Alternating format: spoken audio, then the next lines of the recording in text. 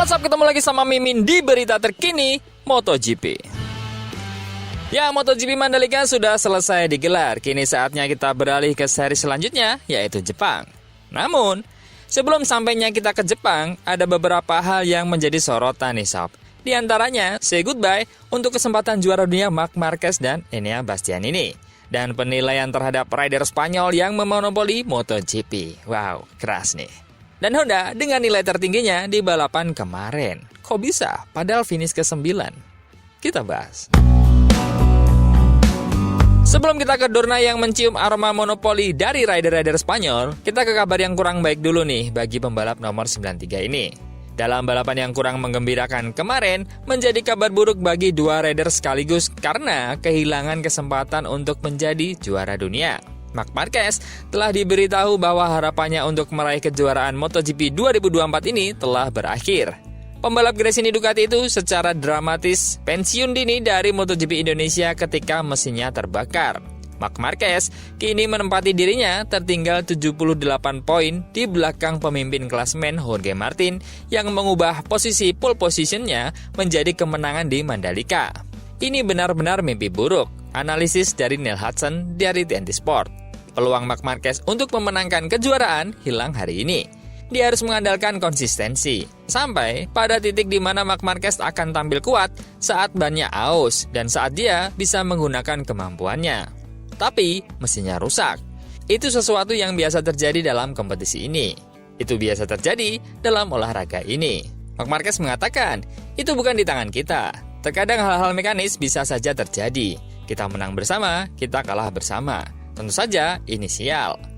Kecepatan yang saya miliki cukup bagus untuk memperjuangkan posisi 5 besar. Nah, Marc Marquez kembali mengalami akhir pekan yang sulit di Indonesia. 2 kecelakaan di babak kualifikasi membuatnya kehilangan posisi start yang kuat. Meski dia naik dari posisi ke-12 ke podium sprint di hari Sabtu. Meskipun dia optimis untuk melakukan hal yang sama pada hari Minggu, GP23-nya punya acara lain.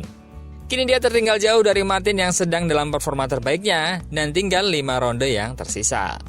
Dan satu kandidat lain adalah Enea Bastianini.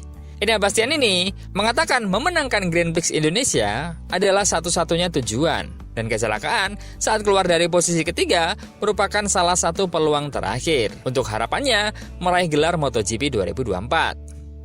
Pembalap pabrikan Ducati itu menjadi salah satu favorit untuk memperjuangkan kemenangan di Grand Prix 27 lap hari Minggu di Mandalika. Dan tampak dalam kondisi yang baik untuk menantang Jorge Martin saat dia melompat ke posisi kedua di awal. Namun Bastianini dengan cepat tersingkir dari perebutan podium karena dia sangat menderita dengan ban belakang mediumnya. Sebelum bangkit di paruh kedua balapan untuk kembali ke posisi ketiga dan mengancam akan meraih kemenangan di akhir balapan. Namun dia mengalami kecelakaan di tikungan 1 pada putaran ke-21 setelah baru saja mencatatkan waktu tercepat dalam balapan tersebut. Dan kini dia terpaut 75 poin dari pemuncak klasemen juara Jorge Martin. Enea berkata, memenangkan perlombaan saya tidak tahu. Mungkin saja saya bisa membawa pulang posisi kedua. Bagi saya, dengan Pedro itu sulit karena dia cepat. Tetapi mungkin pada 1 atau 2-3 putaran terakhir, kecepatan saya mungkin sangat dekat dengannya. Dan mencoba menyerangnya dan bertarung. Namun harapan saya adalah mencoba menang. Tapi Jorge sudah siap sejak awal. Saya di awal sangat kesulitan dengan ban belakang dan seperti ini. Yang menambahkan, bagi saya hari ini satu-satunya tujuan adalah untuk menang. Mungkin berada di posisi ketiga atau kedua adalah target terbaik bagi saya. Tapi itu tidak ada dalam pikiranku. Pikiranku hanya kemenangan. Itu adalah satu-satunya kesempatan terakhir. Sekarang saya harus mengejar banyak poin untuk mendekati pemimpin klasemen, dan saya pikir itu akan sangat sulit. Mari kita lihat, sekarang harus memikirkan hal-hal lain, dan mencoba mengatur ulang pikiran untuk Motegi. Ketika dia menjelaskan bagaimana kecelakaan itu terjadi, Bastianini hanya berkata, saya tiba sedikit lebih cepat dibandingkan putaran sebelumnya. Saya masih berusaha keras mencoba memperkecil jarak dengan Pedro Acosta di posisi kedua, tapi saya melewati batas. Jika Marc Marquez ditandai berakhirnya kesempatan juara dunia, maka Enea akan mencoba mencari kemungkinan target baru. Karena tidak mungkin, Pecco dan Martin akan absen sama sekali tidak membalap untuk di 3 balapan selanjutnya. Dan setidaknya, Enea ataupun Marc Marquez harus ada di posisi 1 atau 2 selama 3 balapan berturut-turut. Tapi, bisa saja jika ada keajaiban terjadi. Kemudian lanjut ke pernyataan keras Dorna yang mengatakan grid MotoGP serta kemajuan dunia Moto2 dan Moto3 sebagian besar diisi oleh pembalap Spanyol, banyak pembalap Italia, dan sedikit pembalap dari negara lain. Dorna ingin memiliki kejuaraan yang benar-benar mendunia, tidak menginginkan monopoli semacam itu oleh satu negara, meskipun Dorna sendiri adalah perusahaan dari Spanyol. CEO Dorna, Carmelo Ezpeleta, membuat perbandingan dengan Olimpiade dengan menyatakan kepada surat kabar Amerika, di Olimpiade, jika Anda orang Amerika dan Anda berada di urutan keempat di negara tersebut, Anda tidak akan naik kelas untuk mewakili perlombaan. Dan itu tidak boleh terjadi. Saya orang Spanyol. Orang-orang Spanyol memiliki lebih banyak kesempatan daripada yang lain karena segala sesuatunya berjalan baik di Spanyol dan memonopoli grid. Itu tidak boleh terjadi. Bahwa kami mengisi grid dengan orang Spanyol, itu adalah keputusan yang jelas dari kejuaraan dan harus bersifat global, bukan karena keuntungan kedekatan. Itu tidak menambah apapun. Di antara mereka yang ada di sini, sekarang, dan saya tidak akan mengatakan siapa, tapi ada beberapa yang seharusnya tidak ada di sini. Orang-orang itu tidak meningkatkan kejuaraan. Kita tidak bisa menginginkan kejuaraan global dan terus menempatkan orang-orang Spanyol dan Italia di dalam grid. Dan ini berlaku untuk siapapun. Berapa banyak orang Spanyol di sini yang seharusnya tidak ada jika kita memikirkannya. Dalam pandangan eksekutif Dorna, penting untuk memberikan kesempatan kepada mereka yang belum pernah mendapatkannya. Dan dalam kasus Jack Miller, itu sangat jelas karena dia adalah pembalap yang telah memenangkan Grand Prix MotoGP. Dan orang lain yang mengkritiknya telah menang lebih sedikit darinya. Jadi, jangan bicara omong kosong. Wow, siapa nih yang dimaksud oleh Carlos Ezpeleta? Apakah rider-rider Spanyol atau Italia dengan motor kencang tapi selalu di belakang? Atau rider yang sudah berusia yang dimaksud? Kalau Mimin kira sih, adalah yang kurang untuk bisa mendapatkan hasil yang baik. Tapi bagaimanapun, itu tak mungkin semuanya berada di nomor 1 atau barisan awal secara bersamaan. Memang karena ada 22 pembalap, maka pastinya ada 22 nomor. Hanya saja, mungkin memberi kesempatan dari negara lain untuk promosi MotoGP. Meskipun tetap menjadi nomor terakhir atau nomor mana saja. Karena memang pasti berbagi hasil. Dan kemudian kita beralih ke Honda yang mendapatkan nilai baik di balapan kemarin. Dalam penilaian beberapa pembalap kemarin, nampaknya Johan Zarco dari Honda mendapatkan nilai yang terbaik yaitu 9 dari 10 penilaian. Itu karena pembalap Repsol Honda ini tampil kuat sejak awal di Mandalika.